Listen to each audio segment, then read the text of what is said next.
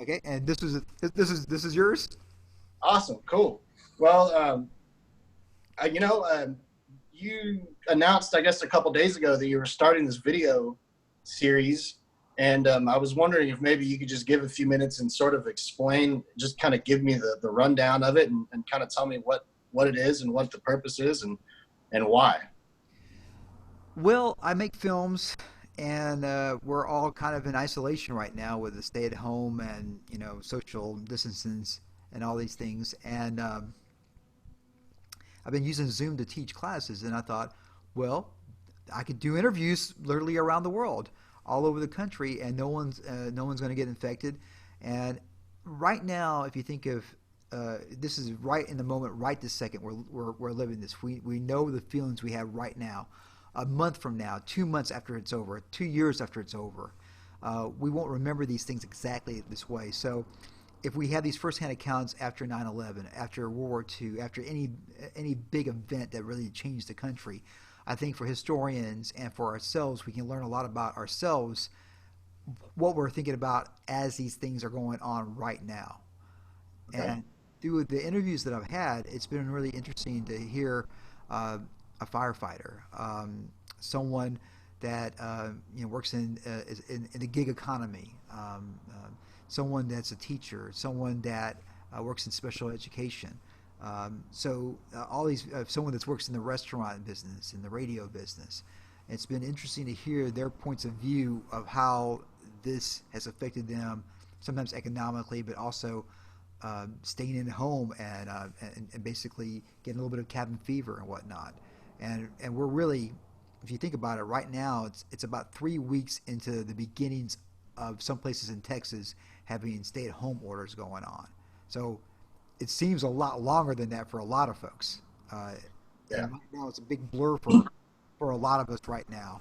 Um, so I think a lot of this as for historical purposes is really good to get this now.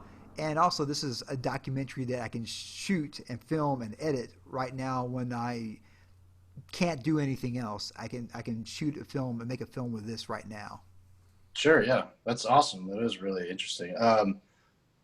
So you said you've had a number of interviews now.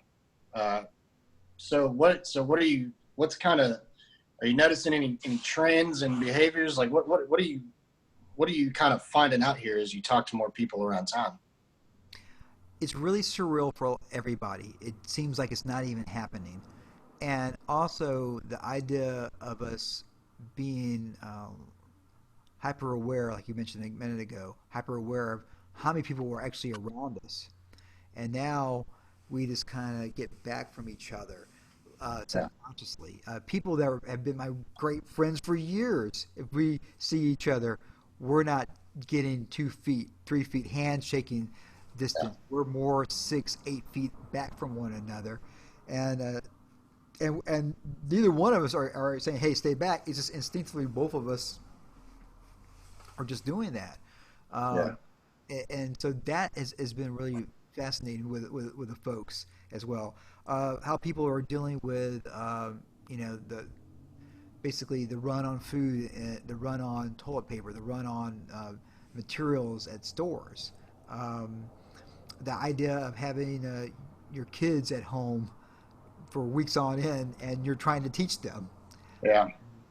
and making sure the kids aren't fighting and trying to learn something and whatnot like that. So it's an interesting uh, point of view. And again, this country is so well off in comparison to a lot of countries around the world. I mean, we have food, we have electricity, we have climate controls. I can just imagine in some places where you don't have climate control, if you don't have running water, food that you can get to the grocery store, relatively easy, how much more difficult that would be to be isolated like this. And also, we have the internet for entertainment and communication. Yeah, it's true. I did have an interesting. This was probably about 2 weeks ago now. I finally kind of saw it firsthand out in the world, and I guess 2 weeks ago, maybe we still weren't as taking it quite as seriously as we might be now. 2 weeks ago, I was getting ready to go out West Texas and do a turkey hunt, and I needed to go to Academy and get my license. And I was up there at Academy getting my license, and there were 3 or 4 people in line in front of me to get their license for that weekend. And the gal that was working at the desk had her son there because he was out of school, and people are getting agitated because the lines are getting long, and you know, she's, and her kids, you know, got to go to the bathroom, and you know, and stuff, and just stuff like that. And like, it's, you could see it wearing on people. And that was kind of the first time out in public that I had kind of seen that with my own eyes. And it was just kind of interesting, I guess, but also kind of sad as well, you know? So. 3 weeks ago, today's Wednesday, 3 weeks ago, I was at the Harry Connick Jr. concert in Houston. That's And right.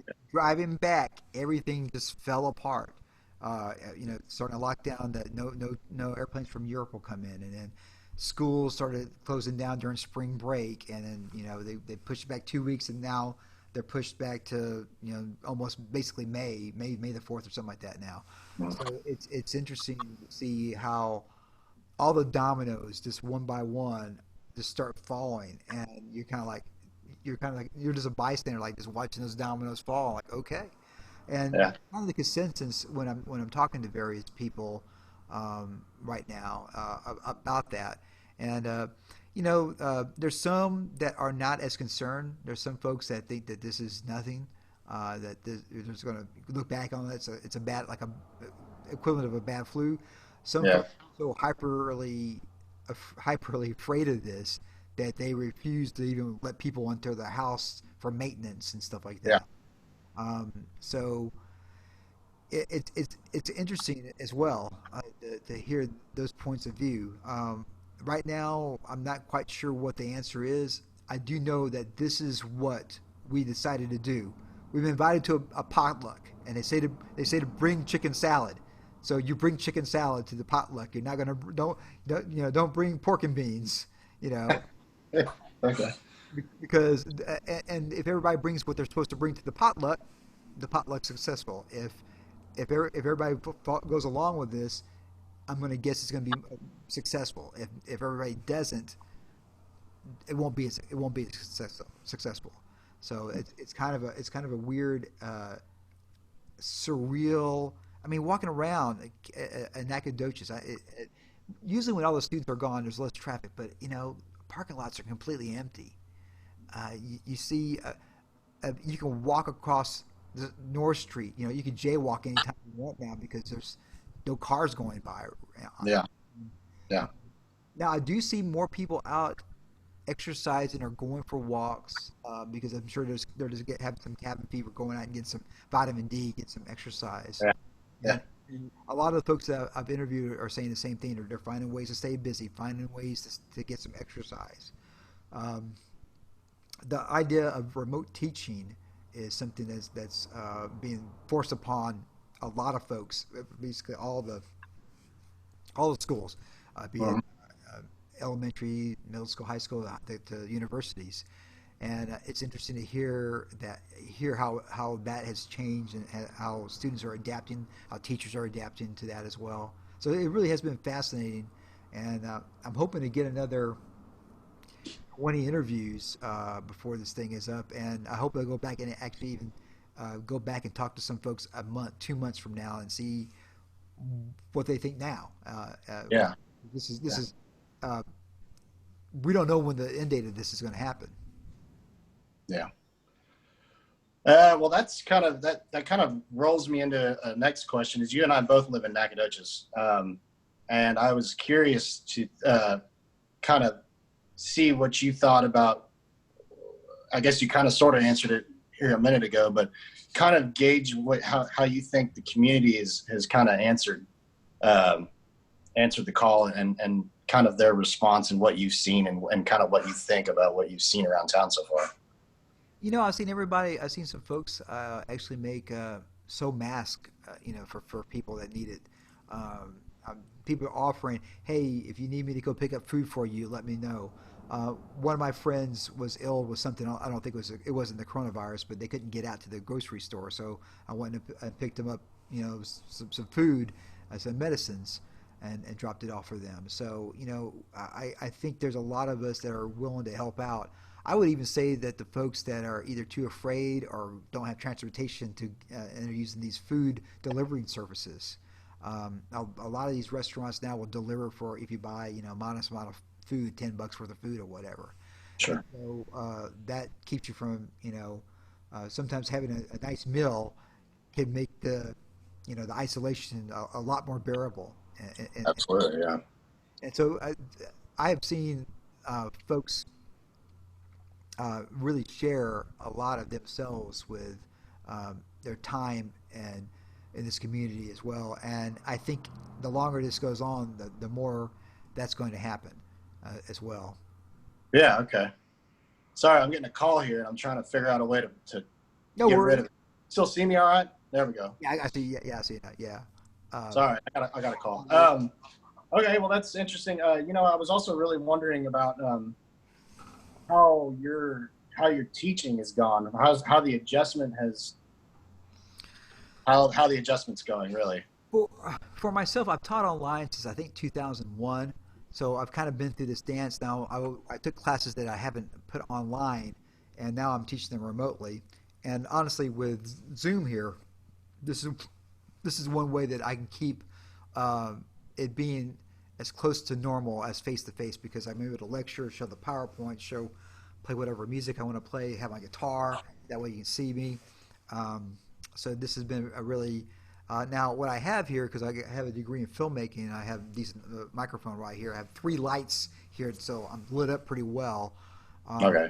And that's some of the skills that I've gained, by doing other things. I know that having a connection to the internet direct is going to make the Zoom experience a lot better as well. So those type of things, I've been, and also like this, I've got over 5,000 videos on YouTube. I know how to make video content. It's not like this is my time to step up and shine because I've done this so much. You have been locally dubbed the internet legend. You know that, right? Yeah, I've heard that a couple of times. That's awesome. Well, cool. So were you, before we got locked down, were you still doing one-on-one private music lessons? Before spring break, I was still teaching, and then by Thursday of that spring break, everything was over. So okay.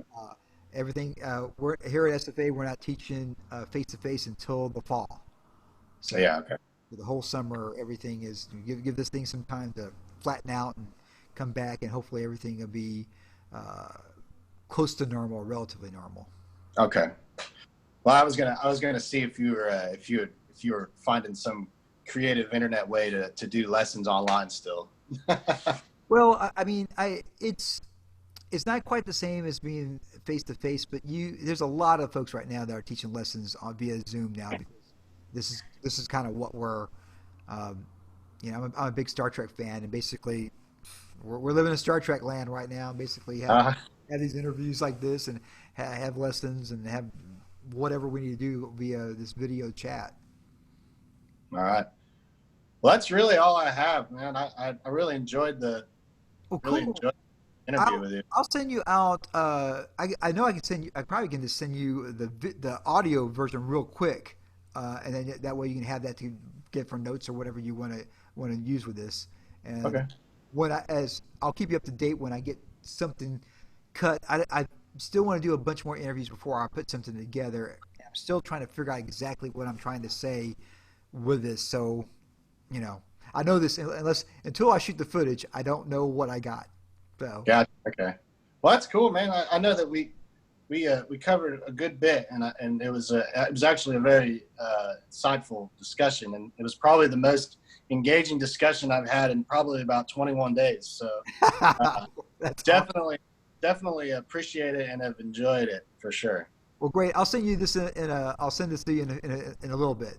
Okay. Well, thank you very much, sir. I'd shake your hand if I could. Thank you, sir. Have a good one. Thank you very much. Thank you.